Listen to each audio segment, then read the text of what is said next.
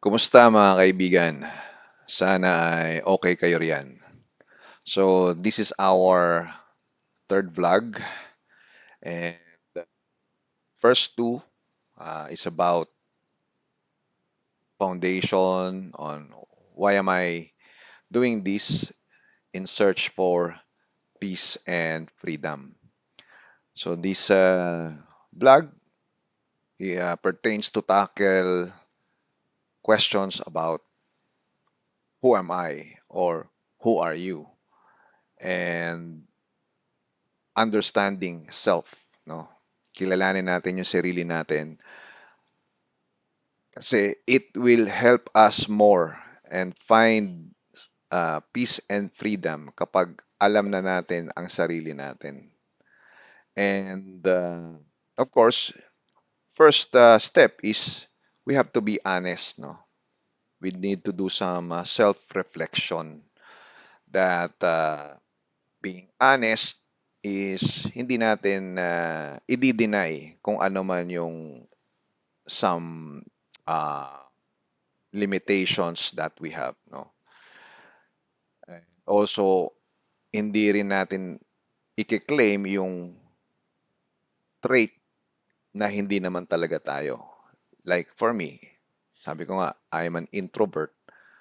Um, hindi ako mahilig gumimik. Pero pag ako'y gumigimik and hindi naman talaga ako mahilig makipagchika-chika sa mga hindi gaano kakilala or socialization, hindi ako yon.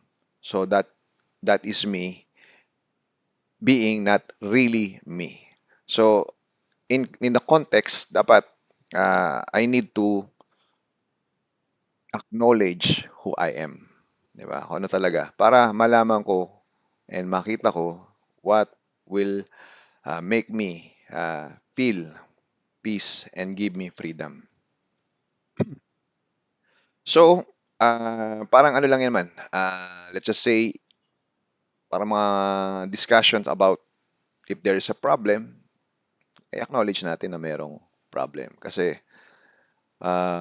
pangit naman yung i-deny natin yung isang fact or truth na hindi talaga yon. So that's the first thing to do, no? We have to be honest. And sabi nga nila, the truth hurts, but it will set us free. 'Di ba? And from the word self free comes freedom. Kumbaga wala ka nang tinatago, eto ka na, eto na rin ako na no pretensions. So, first is about yun nga no, ano yung mga questions, how can we make sure or how can we understand ourselves by asking, sino ba talaga ako without my title or without my affiliation or association with someone or with some group. Halimbawa, sa trabaho, kung ikaw ay isang abogado, isa kang judge, isa kang doktor, isa kang empleyado na malaki ang contribution sa kumpanya, isa kang nurse or piloto, kung hindi ikaw yung mga yan, how will other people treat you, find your value, di ba? And magiging okay ka ba or confident ka ba without those titles? Hindi ako attorney, hindi ako doktor. Are you gonna be okay? And then, kung hindi ka anak ni ganito, tatay ni ganito, kumpare ni ganito, without those influences or mga name dropping, kaya mo ba? Okay ka rin ba? And also, in finding desires, no? Ano ba talaga yung ah, gusto mo, yung mga pangangailangan mo, basic na pangangailangan, paano ka mag-isip, paano yung emotional ka ba, are you seeking validation, approval from others, or independent-minded ka na gagawa ka ng isang bagay, wala kang pakialam sa mundo. Di ba? And then you ask yourself, ano ang nagpapahinto sa akin? Bakit hindi ko mailabas yung totoong sarili ko? Kumbaga, we have a mask na we are putting on every day, no? 'Di ba? Paglabas ng bahay, iba na yung aura natin. We act according sa standard ng society. So everyone is wearing a mask. So kung hindi ka affiliated or wala kang influensya, sino ka? Then you need to ask yourself yung mga personal principles mo sa buhay, no? Kailangan, kaya ko bang isipin mo, kaya ko bang panindigan 'to? Binabanatan na ako, kinikriticize ako, pero okay lang sa akin kasi ito yung paniniwala ko. Or ikaw ba yung tao na nape-persuade, no? Na kasama ka sa mga bandwagon effect na ito yung uso, ito yung nakakarami, join na lang ako. So yung mga ganun. And then ako ba'y nabubuhay according sa aking values, no? Yung principle, ayun, moral values, beliefs based on my own decision, or nadidiktahan ako kasi nga ayokong ma-outcast, ayokong ma-criticize, ayokong may nasasabi sa akin. You just pretend just to follow the desires of uh, the people. So hindi na ikaw 'yon. So you need to identify. Then about your philosophical values then or beliefs, no? Naniniwala ka ba sa life after death? Or ikaw yung tao na after natin dito sa mundo is wala na. Kasi nga, unconscious ka na eh. So, those are the things, no? In order for you to identify yourself, ask these questions. And ano yung mga takot mo? Fears, no? Ano yung mga insecurities? You need to be honest with your insecurities. You do not deny it. Kumbaga, lahat naman tayo may ganyan, but we need to face it and accept and then find a way, no, that it won't affect and in the sense na yun nga, no, maapektuhan yung kung ano man ang ginagawa mo sa buhay. Kumbaga rejection yun eh. Isa yun sa mga rejections na encounter. Don't get affected.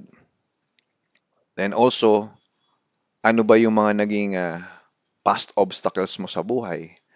Paano mo natutunan yung mga bagay na hindi mo na dapat ulitin, yung mga pagkakamali mo? That defines yourself of who you are right now eh. And paano ka mag-let go ng mga attachments, no? Attachments from people, from the past, yung mga material things, no? Yung mga memorabilia, yung mga sentimental value na ganun. So how do you handle it? And nabanggit ko, no?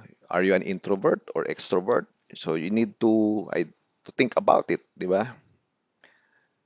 And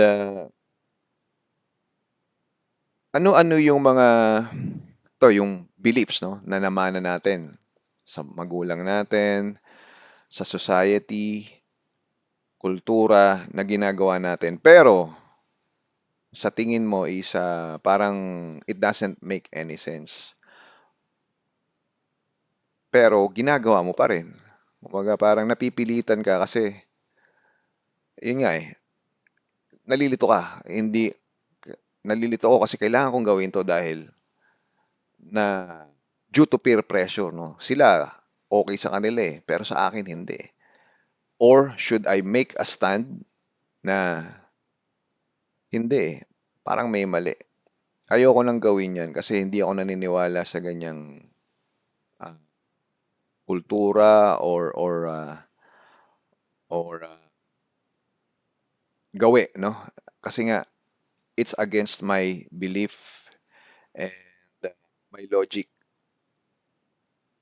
and you need to make a stand without, no, being affected ng kung nagalit sa'yo, okay lang. Kasi mas importante sa akin yung paniniwala ko. And then that brings peace and then freedom din, no? Na makapag-isip, freedom of speech, expression, because you're able to make a stand in what you believe in. So in doing so, kailangan mong or us natin, kailangan natin maintindihan sino ba talaga tayo. And when we in the process, no, in the process of searching for peace and freedom, malalaman na natin ano ba talaga yung magdadala nito sa amin. So that's the essential thing that we need to do in doing so. So ask these questions and all other things na that will challenge your thoughts, no, and eventually make it or find a ground or you'll be able to defend, no, with others. Kasi ito ang paniniwala ko, ganito ako, ito ang gusto ko, at wala kayong magagawa kasi ito ako. And I think that's it. So this is for the third vlog. So next topic is more on unti-unti na medyo palalalimin na natin kasi we're just laying the foundation and see you. And yun na lang. Bye-bye.